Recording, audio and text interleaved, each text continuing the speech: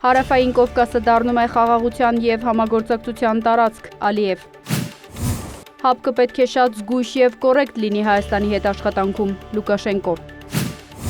Հայաստանն ըմբռնումով է մոտեցել ռուսական կողմի բարձրաձայնած մտահոգություններին, Մոսկվան կհետևի Երևանի հետագա քայլերին, Լավրով։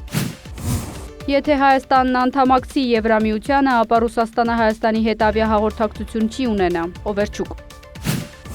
Միացյալ Նահանգների և Իսրայելի հարվածների հետևանքով Իրանում երեխաներ են զոհվել։